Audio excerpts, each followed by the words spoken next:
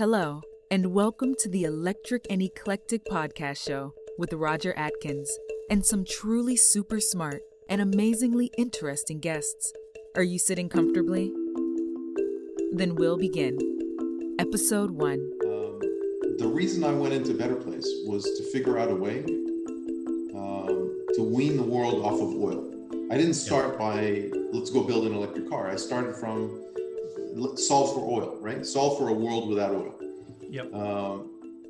And I think that outcome happens as a result of the shift to autonomous. So the transition to electric vehicle proved that you can build a good electric vehicle, build the infrastructure, the sort of the subcomponentry, batteries, motors, etc. But the eventual transition off of oil will happen when mobility is a service, and as a service, an operator would not want to use gasoline to drive the cars because it's just expensive. Yeah. Welcome, everybody. This is the first of my eclectic and electric podcast show, episode 1, with my very first guest, somebody who has been particularly significant in my electric vehicle journey. And of course, it's much more than electric vehicles. Now, these days, it's about energy. It's about energy storage and management. It's about connectivity, sharing, and of course, autonomous vehicles. So lovely to catch up with you, Shai Agassi. We met many years ago, 2007 in London. I was at a startup. You were forming a startup. And I'd like to talk, if I can, about a bit about the battery swap proposition, because we see that now significantly arriving in numbers around the world, beginning in China. And we've seen NIO, we've seen Beijing Automotive, we've seen a number of companies now building out hundreds of battery swap stations. So first question, though, I should ask is, how are you? How have you been this past, year and a bit, this very strange time for humanity on the planet? First of all, it's great to virtually meet you. I think it's become, this is the new meeting, right? And indeed, we know each other for a good, 14 years now. And it's been a great journey for me, and it's been a great journey for you. And I've grown to appreciate our friendship a lot. And so it's fun to be part of your podcast, and you've been such an inspiration for so many people in the industry that you're carrying the gospel to every corner of the world. And so congratulations for your journey as well. It's been quite amazing. On battery swap, to go back to your original premise, we didn't stop with battery swap as an idea and then figured out how to build a car around it to frame it. We started with a question that was top of mind for me, which was how to end sort of the world's reliance on oil, how to wean the world off oil very, very slowly. So we knew this is not you don't go cold turkey off oil. But to do that, when you start translating, where would you end reliance on oil as a predominant motive force? You have to solve for cars. You have to solve for mobility, for the daily travel in and out of work, for the commute, if you want. And to do that, you had to create a solution that was more comfortable for people than a gasoline-powered car. And when you ask people what's the inconvenience in cars, what's the opposite of comfort, they say, well, stopping at a gas station. But it's almost a non-issue because we only do it once a week, roughly. And it takes about 5 minutes, roughly. And nobody really measured how long they wait at the gas station or how many times they really do it. But that was sort of the marker. The two boundaries was, something that you wouldn't do more than 50 times a year and wouldn't take more than 5 minutes. And there's no way to charge a battery physically. And you probably read, I don't know how many press releases about the magic batteries over the years, but there's no physical way to create a grid that would know how to charge a battery in a minute or two at a station. And if you run the math, the power cable that you'd need to plug into a battery to charge one of these, Tesla batteries today, the 100 kilowatt hour battery in 2 minutes, it's the power that feeds the Empire State Building. And I don't see anybody holding that power line in their hands. And so the physics of that led us to a solution, which was to basically charge the batteries, when the car is not there, and replace an empty battery for a charged battery. It also overcame two other very big issues at the time, which are, and by the way, that problem of sort of rapid charging is still here with us today. The other two problems I think have gone away. I think that at the time, the batteries that we saw in the early cars, in the Fluence and the Leaf, etc., the 20 odd kilowatt hour batteries, had a shorter life cycle than the car itself. Right? So we knew the electric vehicle decays, over a span of 15 to 20 years. But if you ask the battery makers, they told you, that this battery would last 5 to 8 years. And so the two assets, when you sort of welded them together, actually made the car decrease in value very rapidly. And the thought was, let's disconnect them. Even if you don't replace them at the side of the road, you'll need to replace them at least 2 or 3 times over the life cycle of the car. So let's replace the mechanism of welding with a mechanism that allows me to disconnect and reconnect very easily. Does not require a full day at the shop. And that was, that idea is still valid today, but the batteries have become so big. The packs now are at 60, 80, 100 kilowatt hours. They will probably outlast the car. Right? And so that main part of the concept was gone. And the last part is the cost. At the time, it was $500 per kilowatt hour on the spreadsheets. Today, it's $100 per kilowatt hour. And so the cost factor has also gone down. And so I think what you'll see today is that the only question is that of convenience. I want to feel the car that would be an electric car and not a vehicle that is different and inconvenient. It needs to behave like a car. And that's what a battery switch station in China gives you, right? And the other thing that struck me when I came out to Israel, some years ago now, of course, with Dave Greenwood. I was at Ricardo at the time. Professor Dave Greenwood, he's now at the Advanced Propulsion Systems business at Warren Manufacturing Group.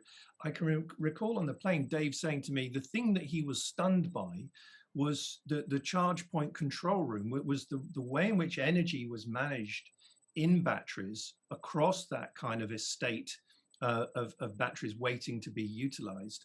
And I think what a lot of people simply went to, as they either did or didn't like battery swap, was it was just about the vehicle and just about, there's a quick drop, that kind of thing.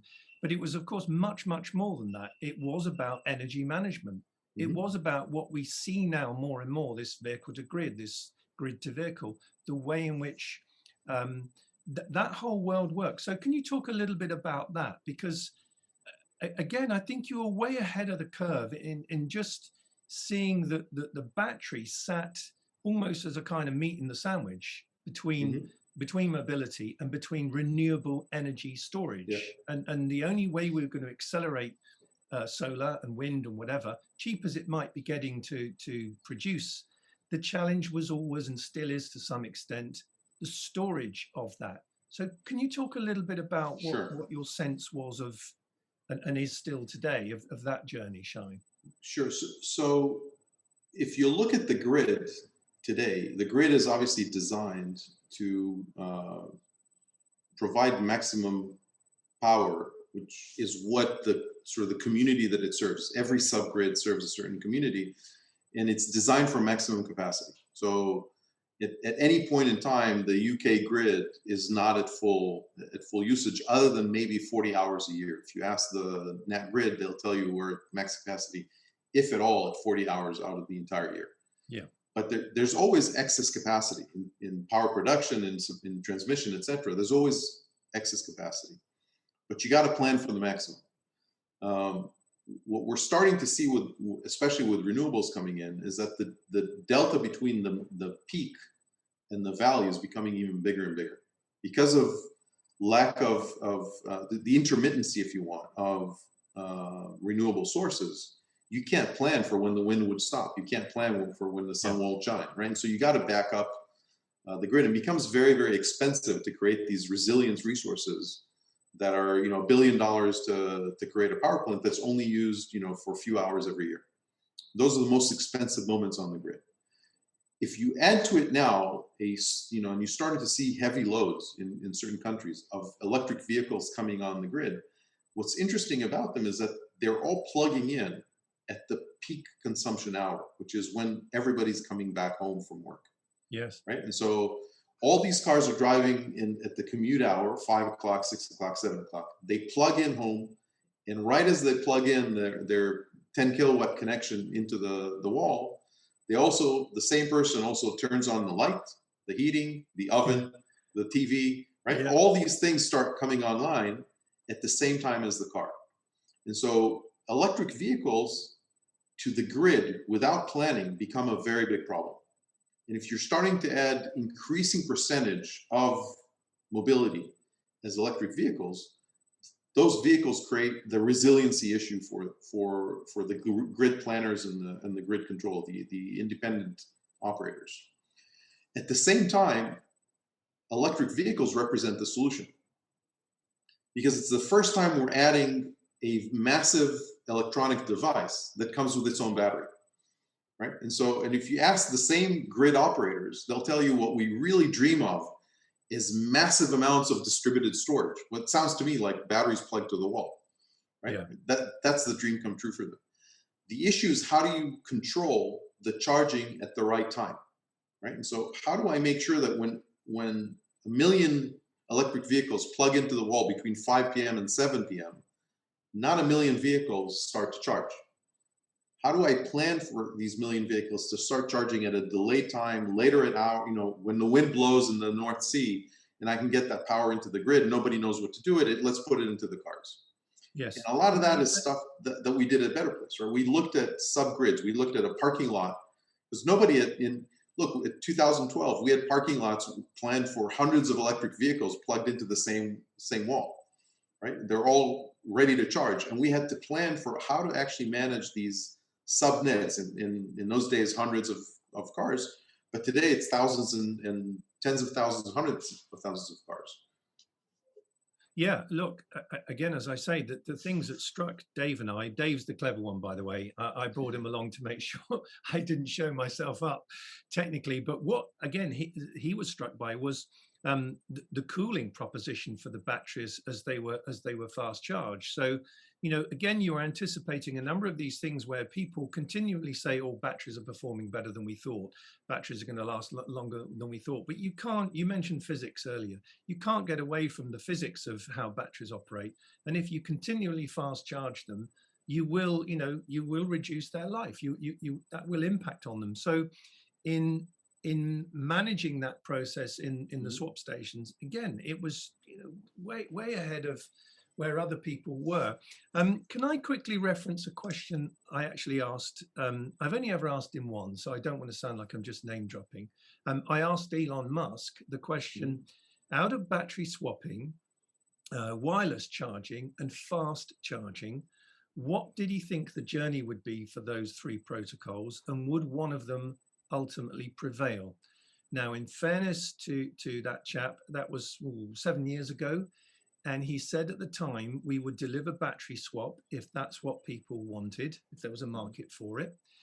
And of course, he's not selling taxis. He's not selling big fleets of vehicles to singular kind of companies. It's to relatively well-off individuals.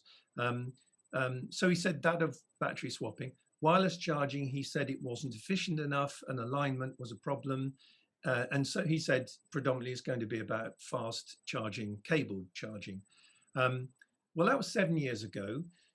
You can't speak for Elon Musk as such, but given your journey with it all, Shai, do you think he'd answer that question differently today?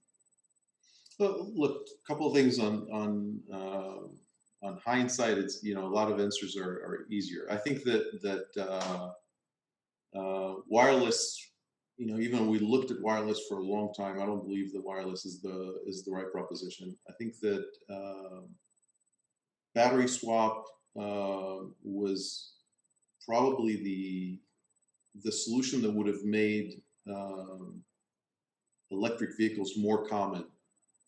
When you're looking at the journey that we've done from the sort of 20 kilowatt hour batteries to the 60, 80, 100 kilowatt hour batteries that we have today, because it would allow us to reduce the size of the battery, but keep the experience that people are used to. People are fine with swapping gas tanks when they go into a gas station and they charge up on 400 miles, right?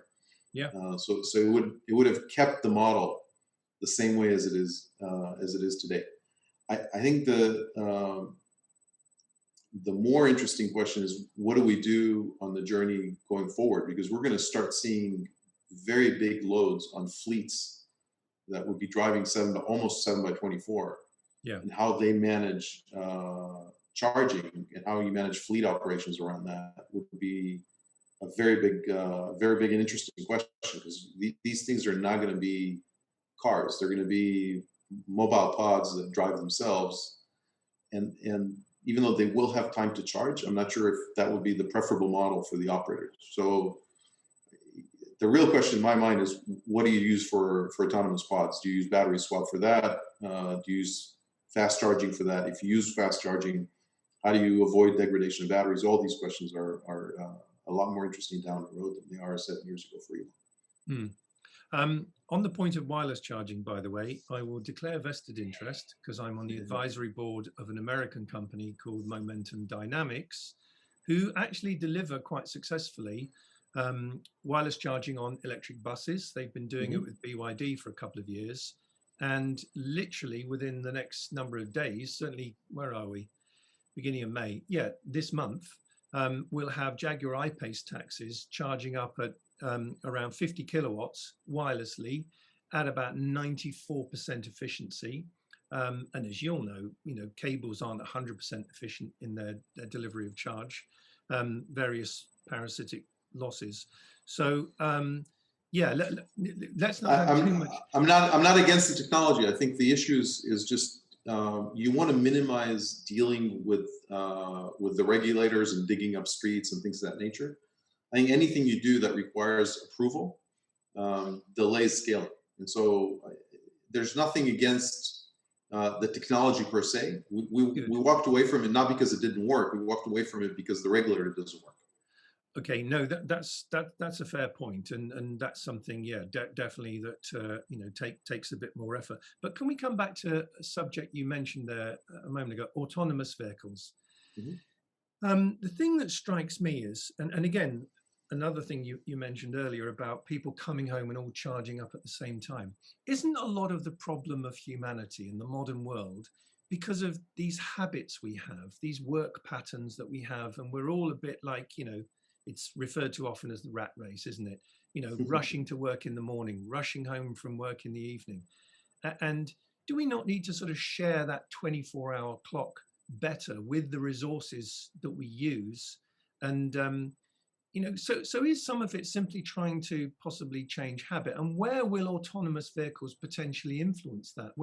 Will the arrival of autonomous shared vehicles possibly change that kind of dynamic of everyone doing something at the same time? Because surely by definition, if you have fleets of roaming robo taxis, or call them what you will, if everybody wants them at exactly the same time, you're kind of back to a square one position to some extent.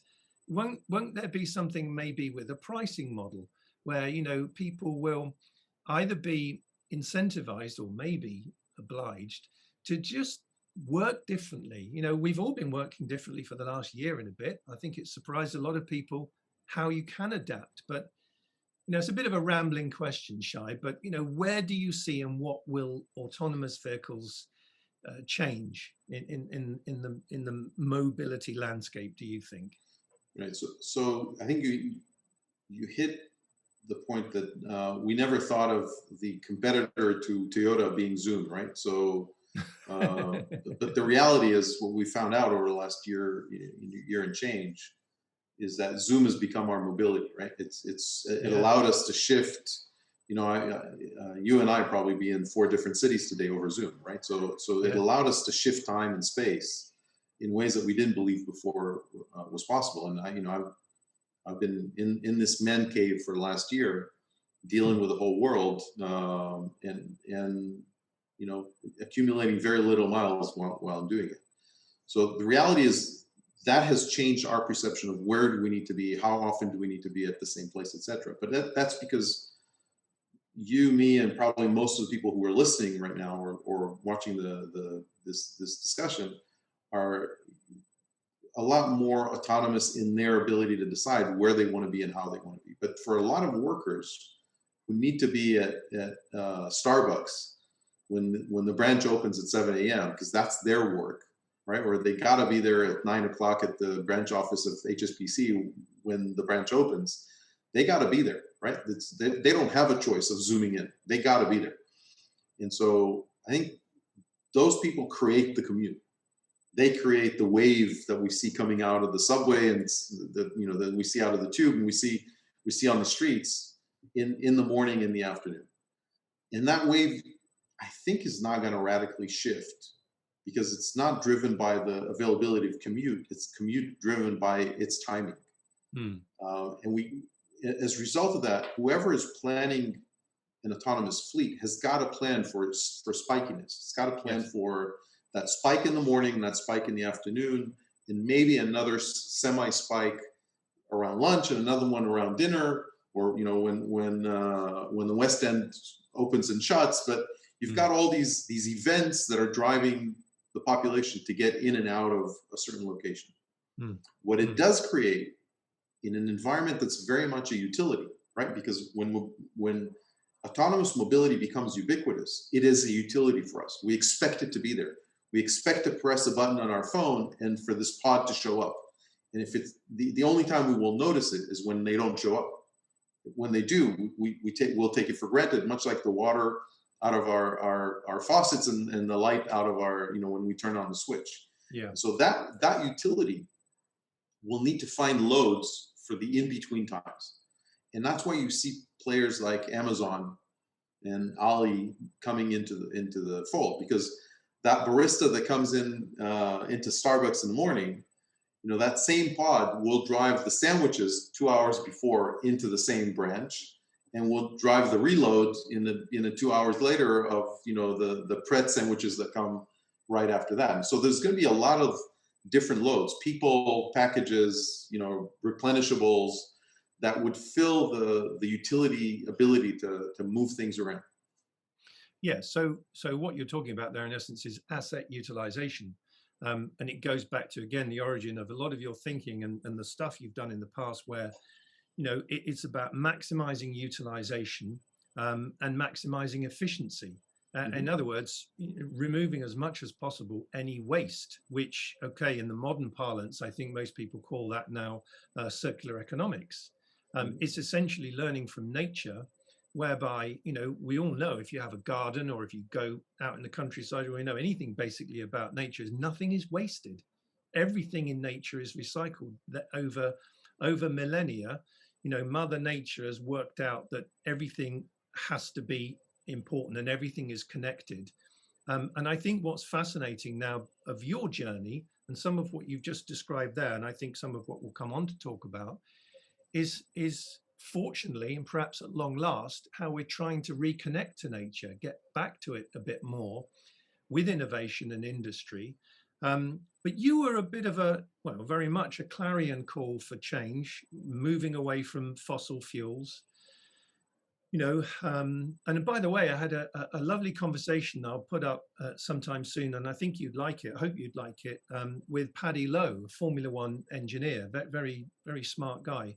And he was just reminding me, in just 200 years, we've managed to extract 10% of the embedded carbon in the planet's crust and put it up into the atmosphere and take the parts per million of carbon in the air to the most it's been in 800 million years. So when people talk about, well, climate change is cyclical, this is just natural, whatever. Well, yes, it is. But, it's how long that cycle takes. So, if we think we're clever, we've managed to do something that takes nature 800 million years. We've done it in 200, or 10% of it. And, potentially with fatal consequences. So, Shai, are we moving quick enough? You were talking about all this 14, 15 years ago. Here we still are talking about it. How do we get on with things faster and really make a difference? I'm actually a lot more optimistic than most people in the field, and I think Good. I'm optimistic because I think this is not a race between just sort of conservation or staying the way we were, and one field of our blueprint for humanity. I think there are a number of shifts that are happening in that humanity blueprint, um, that are going to happen over the next 25 years, and they're going to happen because they're good for us in general, right? Yeah. I think that was part of the mistake that we've been trying for decades to try and tell people, hey, you know what? Carbon is bad for you. But most people, what they saw, they didn't see the carbon going out in the air. That was hard to see. What they saw is progress, right? So it's true that we've done, probably one of the stupidest thing humanity could have done in throwing carbon into the air. But at the same time, look where we were 200 years ago, where we are today, in sense of the lifestyle that we've gotten, the progress that we've made. One would argue that that some of these things are useless, but they are our way of life. And so I think that if you, for example, if you shift from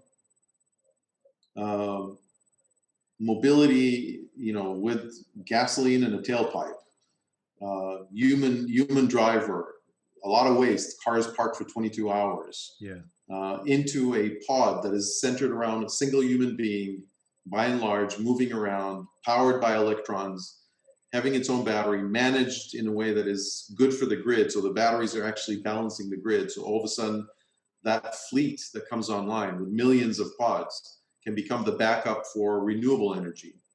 All of a sudden, you created a positive change, and you take out a third of carbon emissions, right?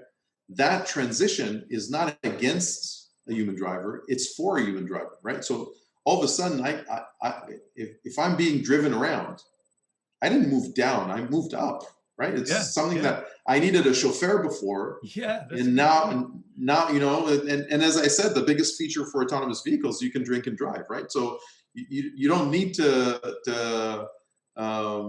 lose something in your life, you gain something in your life, right? And so I think that transition is not negative. If you look at some of the other transitions that we will see in the coming generations. So if I look out half a generation, 12, you and I have known each other for half a generation, right? But if you look out another half a generation, in 12 years time, there is no doubt in my mind that most cities in the world will ban drivers from their city. Not because driving is bad, just because London today wants to make more money on every road. It takes a fee from every driver who comes in. And if it takes out the human drivers, it can put more people through and make a bigger fee, right? New York makes no money on driving on Fifth Avenue, the most expensive real estate in the world. If it can start charging money from an operator, it will make money.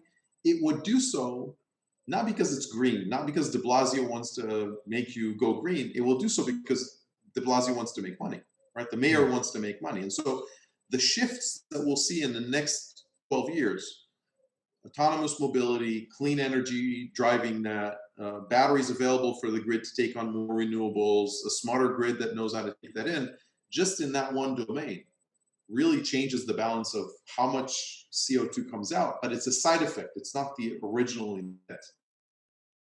Yeah, no, I like how you framed all this, and you've encouraged me to be a bit more optimistic, because 200 years ago, you and I would just be toiling away in the field. Our lives would be very simple, but let's be honest, we would essentially have, this mass subservience. People, didn't have a particularly elaborate life, and some might say it was good, but in reality, that's rose-tinted glasses. Life was harsh. Life was terribly difficult, as it still is for many people. But you and I would be statistically dead, both of us. Oh, right? Definitely, yeah. Especially me. I'm 62, man. God. No, but we would statistically be dead. I mean, the part of the reason that most people are sort of not getting the big picture is that we average 40 years of life. Yeah, right? true. We're now, for somebody, if somebody dies at 87 today, we say, oh, poor guy, right? So you're looking at a very different, and you added 2 generations, you've gone from 2 billion people to 8 billion people, right? So it's not just that we live a better life, we live a longer life, which means a lot more of us are living. And so all that requires a new blueprint. The old blueprint doesn't work anymore. And No, that blueprint changes the way we move, the span of control of what a city means, what our life, how far we would go, right? And that has changed over the years significantly. It has to change the way we look at nature. We no longer can sort of take nature for what it is. We got to shape nature to support us. You can't feed 8 billion people on the oldest printer in the world, right? The oldest printer in the world is a cow, right? Yeah. It eats a lot of ink, right? It eats a lot of feed and water. It creates a lot of waste. Some of it is in the atmosphere for ages. And at the end of the day, what we print out of it is a hamburger. We cannot use that as it's the dumbest printer in the world. We got to print our food in a smarter way. And we haven't changed the way we print our food. We print it using cows in a most wasteful way possible, right? And so you've got to create a new blueprint, because I can tell you one thing. The sort of the third question we're going to be dealing with, how long do we expect to live? We're changing that today, right? Look at what happened with COVID. We've created a printer and a massive distribution model to add code into our bodies. This is a piece of code that was discovered less than 6 months ago that essentially every one of us is getting into our body. And that piece of code is protecting us from a disease that would have otherwise killed 2-3% of the population in the world. That printer is not going to stop with, the COVID RNA. Now that we have that printer, it's going to solve a lot of other problems, because we found a way to print, test, and distribute. So we're changing the 3 fundamental questions of that blueprint in the span of less than a generation. And that new blueprint has got to be very different than the one that we got used to. Yeah, it certainly is a challenging time, and as you say, you've given me that sense of positivity because of these things, and you've also triggered a thought in my mind going back to autonomous vehicles. You mentioned, I know rather frivolously, you can go out and drink and be driven.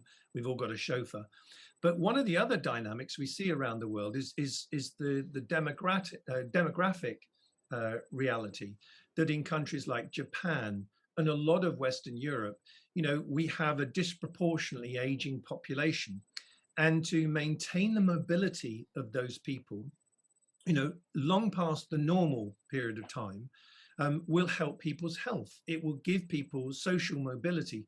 Even though they can't technically drive anymore, they won't have to, because we'll have this capability. So I think it's not just practicality or progress for its own sake. This is solving a problem that's hurtling towards us, which is a disproportionately aged population, particularly in the West. Let me correct you, because both of us are over 50. There's a disproportionately disproportionate amount of young people in the world who are clogging the street for us, right? So I'm why do you see us as the disproportionate part? Well, we're young, we're active. We're young, we're active. We want to be part of an active society. And I get the point. I'm joking. I get the point of, but this is the new norm, right? You and I are not going to be, sitting at home at 70. You and I are not going to be sitting at home at 80. I'm willing to bet you'll still have an electric guitar on stage after 70, right? On occasion. So I think this is what happened is the social contract that we've all had is no longer valid, right? We had a social contract that basically said, we learn for 20 years, we earn for 40 years, we retire for as many years as we can, and then we expire. And I refuse to accept the expire, which means we won't be able to afford retire, which means we got to figure out a way to earn for a lot longer than 40 years, which means whatever we learn is not going to be good. So you got to redo the entire contract, because I won't accept expiring, very easily. right? And so that model is changing in front of our eyes, but it changes the entire social fabric of every society and every human being in society. Yes, yes. Look, I'm very much with you on this. It's fascinating. To be frank, ever since I did my own thing, 6, 7 years ago, and you were an inspiration behind some of that. When you were in London with Tammy, and we hung out and talked through a few things. I had only ever worked for people, for other companies. I'd never been my own sort of boss. And you gave me the confidence to do that because I asked you, what did you think? Is it something I should do or I could do? And you were very encouraging. And I don't forget that because since that time, I feel I've got younger. Yes, in age terms, I'm older, but I'm not old. I feel, I'm 62 and I almost feel like my next birthday, I'll be 61 and then gradually get younger. Because I think this is the point about access to ideas and knowledge, learning things, being part of a movement, working with other people, collaborating, having a passion for something that you believe to be important, and making a contribution. All those things create energy. They really are energizing things. And if I may say so, and I don't want to, well, however it sounds, we all know that the proposition of Better Place didn't work out. But I'm telling you now, and I say this for myself and many people I've talked to over the years, your inspiration and imagination for that and where we were all those years ago with electric vehicles is part of why things have moved forward, like we've just been talking about. It needs people who are disruptors. It needs people who are awkward, who are those kind of contrarians. There's a George Bernard Shaw quote about all progress relies on the unreasonable man. I'm not suggesting you're unreasonable, Shai, but you do have to lock horns with things to make a change. So given what we've been talking about, some of these things we've covered, I just wanted to say that to you because I'm sure, like anyone who's tried things and they haven't worked out, you do get and feel wounded. But you've made a big part of what's happening kick off. So just want to say that to you because I'm sure you get a few negative things now and then. But so what's next, Shai? What are you doing, or what do you think is the important thing of what happens next? Here we are, 2021, coming up to late spring in the Northern Hemisphere, a planet, but humanity dealing with the things we've been talking about, this big change. What next? What's next for you and how you see everything else happening over the next, say, 1, 2, 3 years?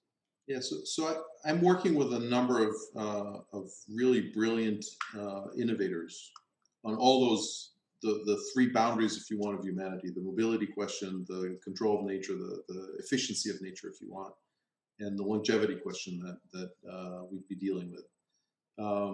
In each one of them, these innovators are beautiful minds that are 10 years ahead on science, and I sort of play the role of scaler with most of them. So I take on the experience that I brought, the disruptive power that I brought, and help them to sort of think market and go to market and scale their ideas into reality. And the mobility space, I'm very much engaged in the autonomous space these days. I think that there are going to be some key problems to solve. I think we maybe not yet at the bottom of the trough of disillusionment, but we're not also at the top of the hype curve, right? And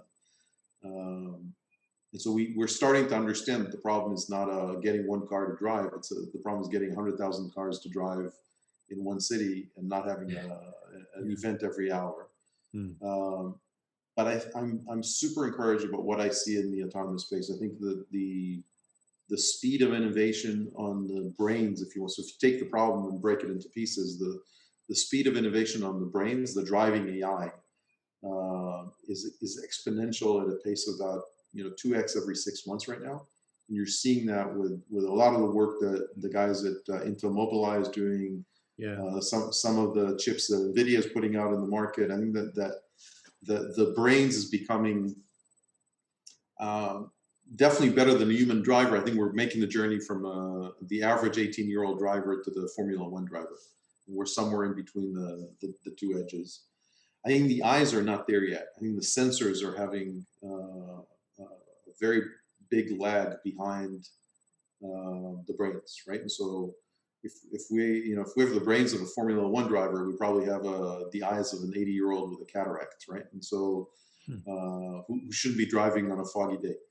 So I think that would make a number of leaps in the next 2-3 years to the point where we get eyes that are, I would argue, they need to be three-dimensional at a quality better than the 4K cameras that we carry on our phones. So you got to get to the level of sort of a 4K camera, but with three-dimensional understanding of the space around you. And when that happens, you plug them together, you get a brains in the eyes of a Formula One driver. You're free to unleash that on the market. I think that would start a next phase of issues around deployment, operations, infrastructure issues, and et cetera. That would get exacerbated by the fact that it will be very rapid scaling. The entire industry is focused on when you get the first car. Some people are focused on when you get the first city, but most of the industry is missing the fact that from the moment you get the first city till the moment that you get the 100th city, it'll be only 18 months.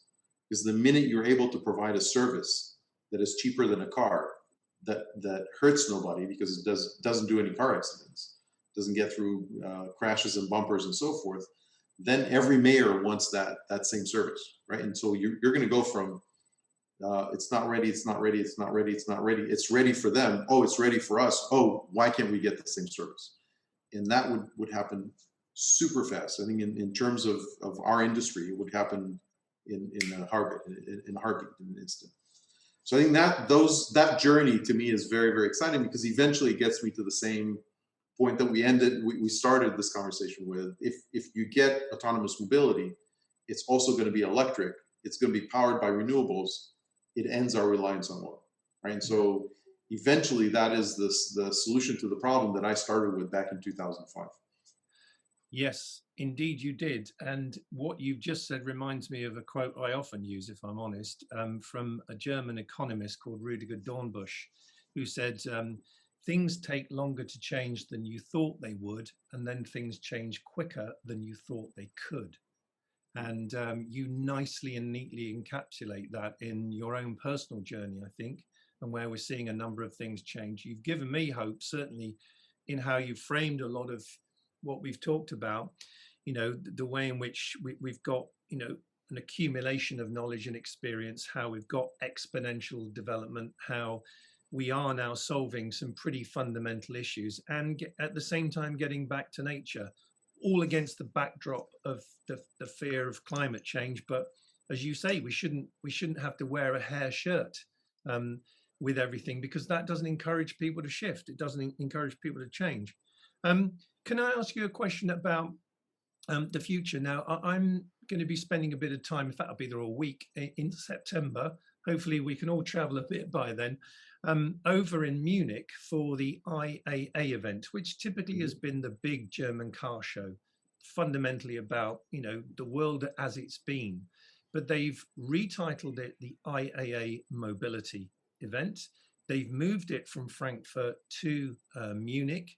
And, from what I see, the involvement I've had so far, it's going to be a really great forum to take that old industry and, wrench it into the current way of things and into the future. Is that a place you might like to come and hang out? Because I know people would be fascinated to talk to you, as I have today, especially in the context of mobility as a service and the connected, autonomous, shared thing that we've talked about. How do you fancy hanging out in Munich in September? That'd be fun. Munich in September is always fun. I think that one of the lessons that I've learned is a great lesson in appreciation for the amazing scale capability of the car industry. I think that their ability to actually produce many units of something that is safe to sort of place people inside is not well understood by a lot of the newcomers, right? And so I think we have to have an appreciation for what they bring to the table in inordinate amount of hours of work, experience, and so forth. It's got to adjust, because every industry's got to adjust all the time. But I think it's got to adjust without shedding the experience in the process. And I think that having these kinds of discussions in Munich, would be fantastic to sort of create, creative disruption that doesn't distract them, but just challenge them to sort of think through what's coming, what's the wave, and how it benefits the industry, not destroys the industry. Mm. No, I think you're absolutely right. We mustn't throw the baby out with the bathwater, so Absolutely. to speak. And look, on that note, Shai, it really has been a pleasure to catch up with you again. I meant all the things I said before. I appreciate your kind words as well. Yeah, it is a fascinating and an exciting time to be alive. I am getting younger each year. I'm glad you're doing the same. I can attest to that. Yeah, I mean, the thought of retiring, forget it. What for? Yeah. Spend time with your family and do things. You can do that and be flexible in the way we all are now. But yeah, this is the thing. Always look to learn. Always look to grow. And make yourself, fill yourself with the energy of other people, their ideas and inspirations, and collaborate. And you are, a fantastic example, illustration of that. So any final thing you'd like to say? I've got, I've worked hard since we were together, by the way. When we were last in London, I think I can remember coming up to a point where I had nearly 10,000 followers on LinkedIn. And I was thrilled about that. And I've been relentless. I've become a complete pest to people's LinkedIn feed, but it's worked because, I've got a nice audience now, and that I value every single one of them. Would you like to share a message with that audience in particular, Shai, about change, about challenge, about being a productive human being? Please have the last word. First of all, thank you for letting me share your platform, and I think it's an amazing platform that you've built. It's always been built on open sharing of ideas, and you've always been extremely generous with both your thoughts and your time and your vision with everybody in the industry. And I think that generosity has created that kind of following, and there's a reason for everybody to appreciate what you've done for the industry. I think that we're just in the beginning of the journey. I think most people see it as something that we've, the autonomous vehicle industry has been going for almost 20 years now, since the races in the desert. The electric vehicle industry has been going on for 20 years. I think that it's one of the most fascinating journeys that I had the pleasure of being part of. But it's one of many that we're embarked on, and all of them need to bring all the collaborative efforts possible, all the shared minds together, and these kinds of conversation that is shared with tens and hundreds of thousands of people creates a spark of an idea somewhere else, and that's how all these things continue to sort of roll. We pay it forward in ideas, and I think that's the beauty of what you've done and the beauty of what this industry is all about. So thank you very much. Well, there you are. Good. Well, thank you for all of that. Thank you for your time today. And I'm looking forward to seeing much more of you and what you're doing, and the contribution, without doubt, that you're going to make. So, Shai, see you again soon. Maybe in Munich in September. Maybe in Munich. Who knows? Wonderful. Take care, my friend. Thanks a lot. Cheers. Thank you. Bye-bye. Thanks for listening to the show, and make sure to follow Roger on LinkedIn, where you'll discover almost all there is to know about the spectacular electric vehicle revolution.